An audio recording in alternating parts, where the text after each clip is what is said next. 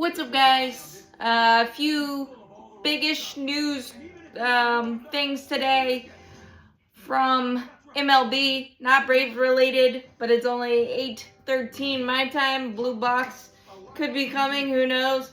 But we got Maikel Garcia, third baseman for the Kansas City Royals, agreeing to a 5-year extension.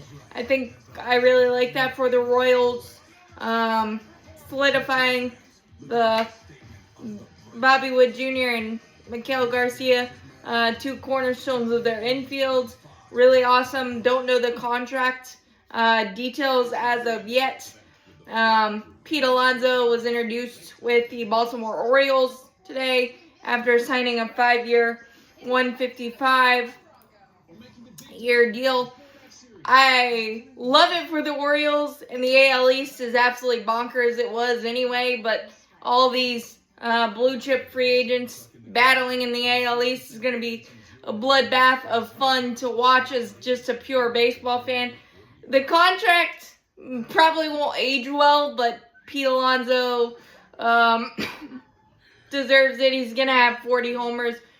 And not terrible defensively, but not great. But I think he's continued to improve. So good for him getting the bag and feeling comfortable in Baltimore. I really like that for Baltimore, but they really need pitching. Framber Valdez or something to that effect, maybe. They really, really need pitching unless they want to win 20-17 games, even though that's not relatively possible in baseball. But just wanted to give my quick thoughts on that.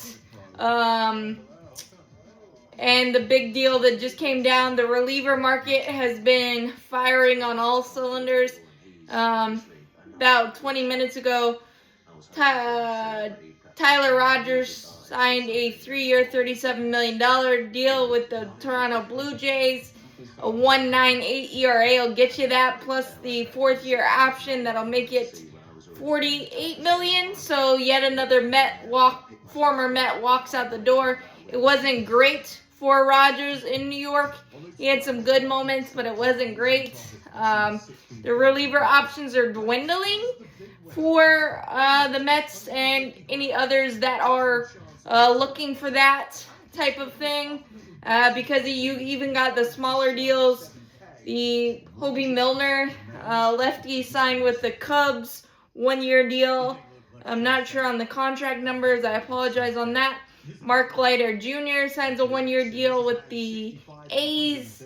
Michael Soroka signed a 1-year, $7.5 million with the Arizona Diamondbacks. Really, really hope that he can find his footing there.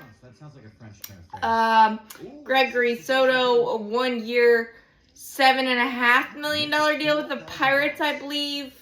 You got some of the smaller deals, like Bryce Wilson agreed to a deal. Don't know if it was a minor league deal with the Philadelphia Phillies. You've got Christopher Morel agreeing to a 1-year deal with the Miami Marlins.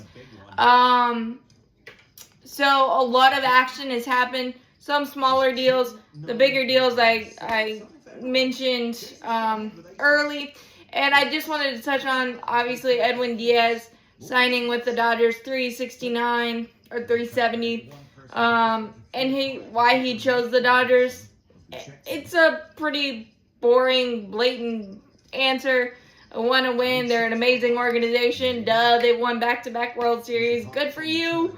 But I would hope that you'd have something more creative or just be honest. And they say they gave him $70 million. I mean, the Dodgers are amazing, and they continue to win.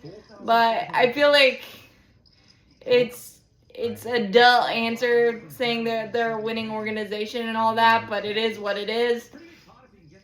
I think the only bigger names on the market for the relievers now is Pete Fairbanks, Pierce Johnson, Tyler Kenley, 2 former Braves. I don't know if we're thinking about that at all, but those are the main deals from today that the first two that I mentioned, and just catching up on the other smaller yet very important roster building type deals for teams. So I think this has been really, really cool to see.